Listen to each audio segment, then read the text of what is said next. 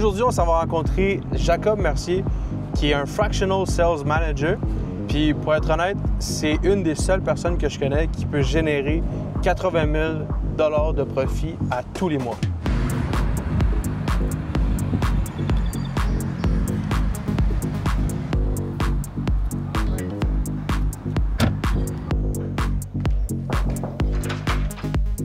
Hey! Hey, ça va? Ça va toi? Ça va? Ça va?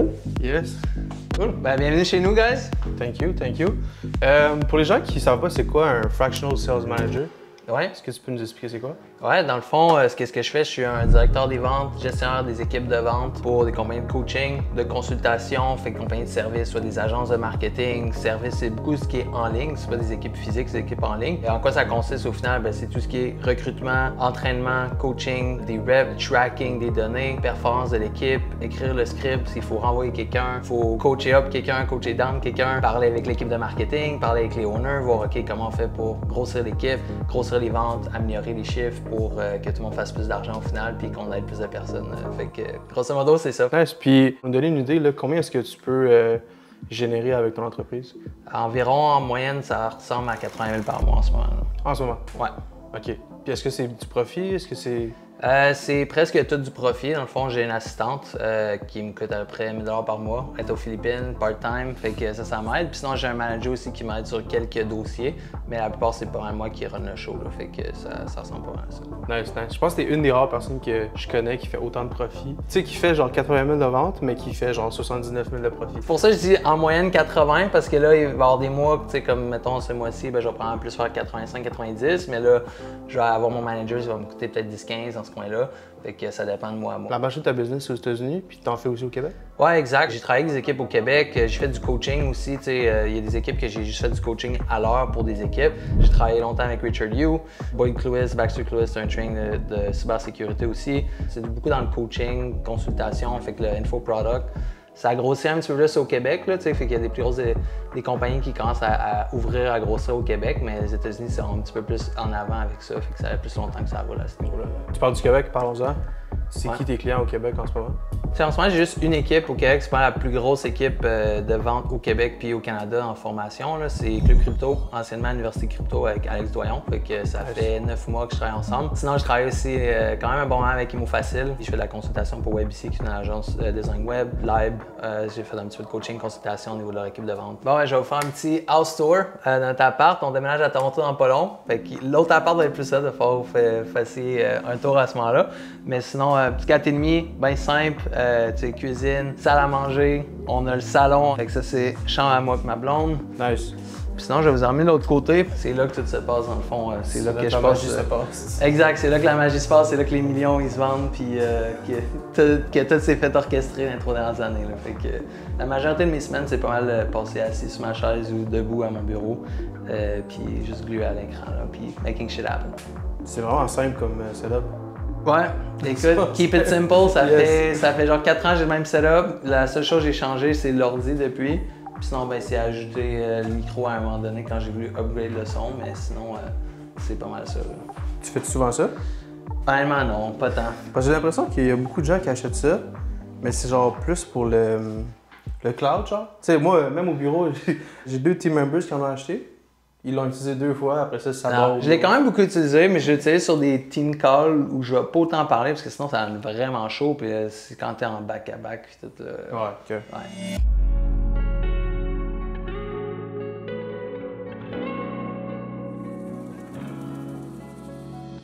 Est-ce que tu pourrais nous ramener au début de ton parcours dans la vente? J'ai fini mon bac en admin à l'Université Laval en mai 2020 en plein COVID. Puis juste avant mon bac, je savais pas ce que je voulais faire dans la vie. Fait que je m'étais mis à checker beaucoup de YouTube, comme partir un SMMA, fait que le classique Social Media Marketing Agency, c'était vraiment le trend, il y a 5 ans. Fait que c'est là-dedans que j'ai commencé, j'ai acheté un cours. T'avais quel âge là? J'avais 22, 22. puis j'ai eu 23, genre pas longtemps après, 2-3 mois après. Ok. Fait qu'à 22, tu cherchais le moyen de faire de l'argent. Ouais, mon but c'était faire de l'argent en ligne, que je puisse voyager, travailler de partout, laptop, faire 10 000 par mois. J'ai acheté un cours. Tout l'été, j'étais sur mon ordi à grinder, genre j'envoyais des messages sur LinkedIn à des courtiers immobiliers puis tout ça. Landé une couple de clients, ça n'a jamais comme renlevé. Fait que là, Ça, je me dis, bon, je vais aller faire ça pour quelqu'un qui a figuré sa business. Fait que là, j'ai eu ma première job en vente où je faisais de la prospection à froid pour une agence de marketing de e-commerce. Fait qu'eux autres, ils faisaient des pubs pour, dans le fond, des brands e-commerce tout. Puis c'était un gars au Canada, mais il était en Ontario. C'était tout en anglais. Puis j'étais payé à commission. En 4 mois, j'ai fait genre 1700$.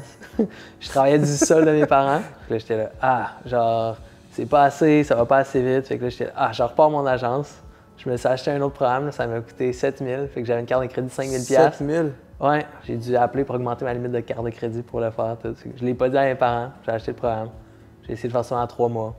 J'ai signé un client en 3 mois, puis là, j'étais là, trop compliqué. Fait que là, je me suis connecté après avec quelqu'un de mon réseau, à quelqu'un qui a une agence de marketing pour des car dealerships aux US. Je suis devenu son premier vendeur, puis j'ai travaillé là pendant 11 mois. Fait que, dans le fond, US? Ouais, fait que c'était une compagnie. Tu faisais quoi? Dans le fond, j'étais un vendeur remote, fait que c'était quelqu'un à Chicago qui avait une agence. Puis lui générait des leads avec des publicités Facebook, tout. Puis j'avais des rendez-vous qui se bookaient dans mon horaire. Puis j'en avais justement qui n'avaient pas booké de rendez-vous, fait que là, j'appelais tout le monde dans le fond qui mettait leur information, tout. Puis ça a été ma première job en vente. Mon anglais était quand même un peu cassé au début, mais c'était cool, j'étais payé en US. Tu faisais combien à ce job-là? Le plus haut que j'ai fait dans un mois, c'est genre 6000 Canadiens. Je faisais en moyenne, je dirais 3 à 4000, mettons. Puis tu sais, j'étais chez mes parents encore, fait que j'avais pas de dépenses. Puis après ça, j'étais comme, OK, là, je vais faire plus d'argent, je vais faire 10 000 par mois. Mais là, c'était pas assez cher, on vendait de quoi à 1500 US. Fait que là, j'étais comme, OK, je vais aller dans les plus grosses équipes, les grosses compagnies et tout. Fait que là, c'est là que j'ai commencé à travailler avec Richard Liu. C'était vraiment intense. Puis c'était la job aussi, puis le gars, il était intense, mais ça m'a vraiment comme donné une bonne base. Puis j'ai travaillé avec lui une douzaine de mois, je me rappelle plus. Là.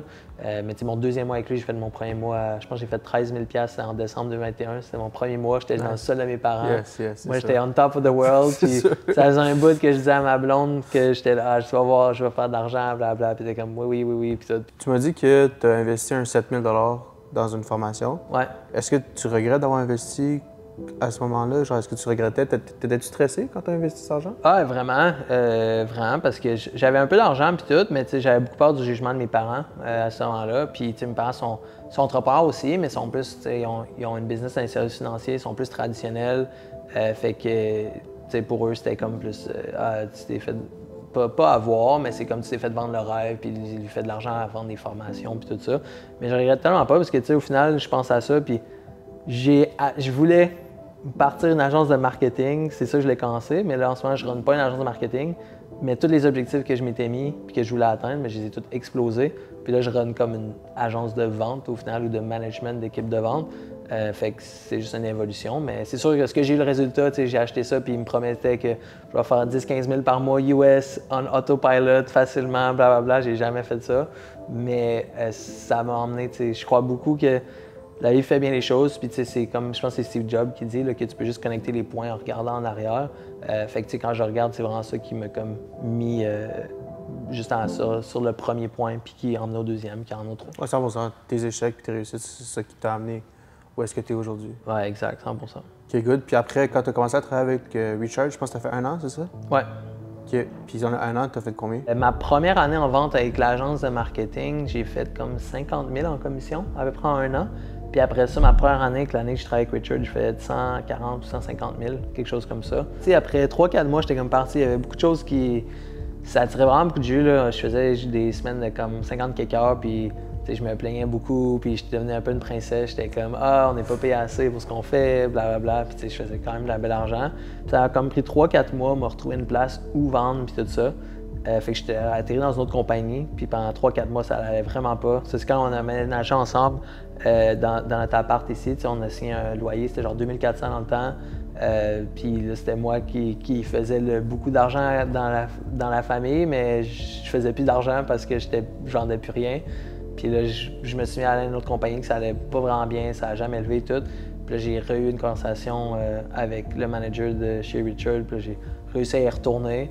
Puis en plus de retourner là, je me suis pris un autre job en vente sur le side la fin de semaine parce que j'étais genre, faut que je figure ça parce que je faisais pas d'argent, j'étais vraiment stressé financièrement. J'ai même appliqué à des jobs traditionnels 9 à 5 parce que j'étais là, OK, ça va pas, genre, faut que j'ai un salaire. Ouais, okay. Ben, je veux dire, ça allait correct, je faisais genre 4-5 000 par mois, mais tu sais, quand tu as un loyer de 2500 par mois, après tu as l'épicerie et tout, puis que j'ai été habitué à me mettre à faire des mois de 10, 15 000 pendant une couple de mois, là, je me sentais de même. Comme, honnêtement, j'étais genre, OK, il faut que je me trouve une job 9 à 5, puis c'est parce que t'es à la commission, là, fait que une semaine, tu peux avoir 0 $, puis l'autre, faut. Fait que je mettais beaucoup de pression. Puis là, ben, on était ensemble, moi et ma blonde, en appart, fait que j'étais comme, il faut que je figure ça pour nous, puis tout. Fait que j'ai réussi à retourner chez lui, puis là, ça a pris du temps à pick-upper, mais ça a recommencé après ça, puis j'ai pris un autre job, fait que pendant comme 4-5 mois, cette année-là, j'ai travaillé 2 jobs, 7 jours sur 7. J'avais un job, je vendais les fins de semaine, c'était pour une agence de marketing aux US. Puis la semaine, je vendais pour lui. Je faisais 7 jours sur 7. Puis quand je faisais assez avec lui, ben, j'ai quitté elle de fin de semaine. Là, j'étais genre solide, j'étais genre, OK, cool. Puis c'est quand que tu as décidé de juste quitter la vente en tant que telle, puis de juste devenir sales manager? L'automne 2023, ça faisait 3 ans que je vendais. J'avais pris comme 3000 appels. Puis tu sais, j'avais 3000 appels, hein? Ouais, à peu près. Là, ouais. C'est quand même à peu près 3000 appels à vente environ, des appels de 45 minutes, 1 heure avec du monde sur Zoom puis tout ça. J'en avais comme un peu là, honnêtement. J'avais atteint un certain niveau. Je faisais 30-35 000 par mois en tant que vendeur à commission, fait que ça allait bien, mais ça, je voulais plus, je voulais continuer. Puis c'était pas juste plus d'argent, je pourrais faire le même argent, puis c'est correct, mais juste plus de diversité de tâches, puis résoudre plus de gros problèmes, puis plus grandir dans mes skill sets, puis tout ça. Fait qu'à partir de là, septembre 2023, c'est là que je me suis commencé comme à dire, OK, genre, c'est soit il faut que je me parte une business pour générer cet argent-là, ou je fais juste continuer à développer dans ça. Fait que c'est là que j'ai commencé à aller chercher du mentorat plus en gestion d'équipe de vente. Puis en janvier, fin janvier, j'ai eu une opportunité, j'étais avec quelqu'un de mon réseau qui était comme, on cherche un closer, puis j'étais comme, moi je veux pas closer, je veux manager son équipe.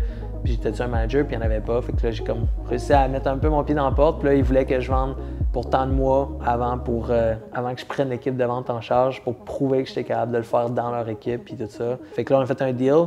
Au début, il voulait 3 mois. J'ai dit, en 1 mois, je dois le prouver. Puis à la fin, j'ai comme fait un pitch de qu'est-ce que j'implémenterais dans son équipe, en quel ordre, en tant de temps que j'avais eu de l'aide avec mon mentor à monter. Puis après ça, quand j'ai montré ça, il a dit, OK, mais comment on peut faire tout ce que tu as dit, genre plus tôt dans l'équipe? J'ai dit, ben, fais juste keeper le bout ou que je close, puis je vais le faire. Il a dit, OK, mais on va faire 2 semaines. Puis là, en 2 semaines, j'ai closé 110 000 US. Il avait OK, done. Genre, mon premier call, j'ai closé 20 000, un deal de 20 000 sur le spot. Avec là, en fait, OK, genre, good, prends l'équipe puis run. C'est vraiment nice comme parcours. Pour ceux qui ne savent pas comment ça marche, mettons la vente, peux-tu m'expliquer un peu c'est quoi un setter, un closer, puis un sales manager, puis au niveau de la rémunération, comment ça fonctionne pour chacune des personnes? Ouais, c'est sûr que ça va dépendre d'une compagnie à l'autre. Et un setter, c'est un appointment setter. Puis sa job, c'est de qualifier, booker les rendez-vous dans l'agenda de des vendeurs qui sont un petit peu plus expérimentés, que eux, leur job, ça va être de closer la vente. Puis là, c'est les closers. Le closer, c'est lui qui va avoir la rencontre Zoom plus poussée, puis qui va faire le pitch ou la démonstration du produit aussi. Pour la rémunération, mais là, c'est là que ça va dépendre des compagnies.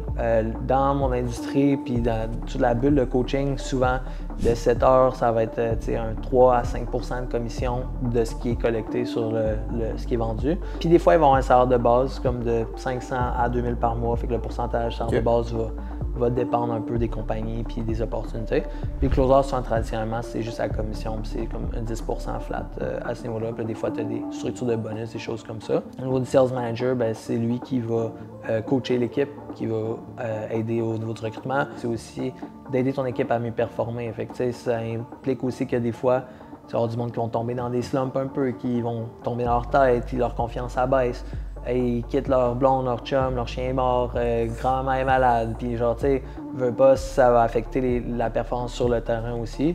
Fait que, tu sais, des fois, c'est juste d'avoir des conversations après ça pour voir qu'est-ce qui se passe, comment tu peux les supporter, puis leur aider à rebooster la confiance, autre que, tu sais, juste l'aspect vente puis tout ça. S'il y a des nouveaux scripts à écrire, quelqu'un ne performe pas, tu le rencontres, tu le coaches, c'est de voir qu'est-ce qui se passe, tu écoutes beaucoup de calls, tu runs des meetings. C'est beaucoup de la psychologie, là. C'est une gestion d'équipe. Ouais, c'est la gestion de performance d'équipe au final. C'est comme un coach. Tu sais, honnêtement, avec la vente, ce que j'aime, tu sais, j'ai fait beaucoup de sport dans ma vie. Tu sais, j'ai joué au foot quand même à un haut niveau au cégep. J'ai joué au-dessus de 10 ans, j'ai joué au basket aussi. Puis, tu sais, c'est vraiment comme gérer une équipe de sport au final, mais c'est une équipe de sport de business là, au final. Là. OK, pour un sales manager, ça ressemble à quoi au niveau de la rémunération? Ça va vraiment dépendre, honnêtement, là, parce que ça va dépendre des compagnies, ça va dépendre de l'entente avec la compagnie aussi. Tu sais, souvent, tu peux avoir un salaire de base plus commission. Puis là, souvent, les commissions, ça va être sur le volume de toute l'équipe, mettons. Fait que quand l'équipe fait des ventes, ben là, toi, tu as un pourcentage, quoi que ce soit, tu sais. Fait que, au niveau des salaires de base, ça peut être un 5 à 15 000 par mois. Puis après ça, ben, tu peux aller chercher un pourcentage, tu sais, qui peut aller de 1 à 5 %.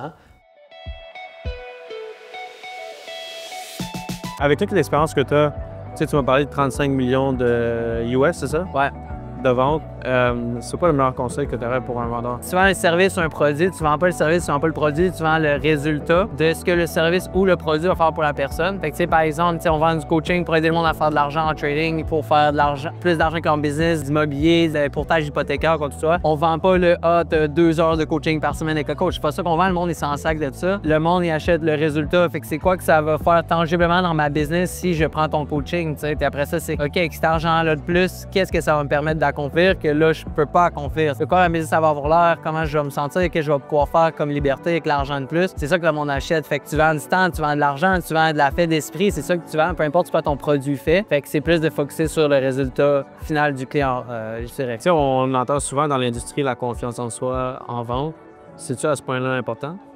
Moi, je dirais que oui, parce que mange des noms en face tout le long, souvent, c'est les jobs à commission où il y a beaucoup une grosse pression de performance parce qu'il y a des quotas à hit, des choses comme ça. Fait que, au final, quelqu'un peut dire quelque chose, peut utiliser les mêmes mots que toi, quelqu'un d'autre utilise les mêmes mots, puis les résultats peuvent être complètement différents. Pourquoi? Bien, c'est à cause de la personne, c'est le delivery, puis c'est au niveau de la confiance que tu as, la posture que tu as quand tu lis le message. Puis si tu es confiant, tu es assertif, même si tu sais pas qu'est-ce que tu vends, maintenant, tu peux vendre plus que quelqu'un qui sait tous les détails et tout ça, mais qui n'est pas confiant en lui, tu vas être un petit peu plus shaky, un petit peu plus gêné. Fait que j'ai pas besoin de pas être gêné pour être un bon vendeur, mais c'est plus, ça se ressent, là, tu sais. Puis là, tu sais, tu m'as dit que tu es rendu environ à 35 millions de ventes US à travers les plusieurs clients que tu as eus. Est-ce que, en ce moment, aujourd'hui, tu dirais que tu es heureux? C'est une bonne question. Honnêtement, oui. Oui, je suis heureux, j'aime vraiment ce que je fais. Ça me permet de vivre la vie que j'ai toujours rêvé d'avoir. Honnêtement, c'est sûr que j'aurais envie de voyager plus, tout ça, parce que j'ai beaucoup de responsabilités, je travaille beaucoup. Est-ce que j'aimerais travailler un petit peu moins que je le fais en ce moment? Oui. Mais je sais que si je suis comme dans cette saison-là de ma vie, que genre, je sais que je pousse tout ça, puis j'ai pas d'enfant, puis je sais que, tu sais, après ça, I'm gonna be set, tu sais. Fait qu'en ce moment, je suis juste dans cette saison-là. Fait que genre, I'm cool with it. Mais c'est sûr qu'il y a des moments que des fois, ça me tente pas. Tant la fin de semaine, j'ai des affaires à faire, puis honnêtement, je le ferais pas, mais genre, you gotta do what you gotta do. Puis des fois, il y a des journées que je fais un 7 à 9, un petit 14 heures, que j'ai les yeux qui veulent me sortir de l'écran, mais tu sais, genre, faut faire ce qu'il faut, puis that's it, là. Mais oui, je suis heureux, j'aime ce que je fais. Souvent, c'est beaucoup de stress, là. J'ai déjà des cheveux blancs, j'ai 28 ans, fait que c'est plus de stress que j'aimerais, mais ouais, genre, je changerais rien.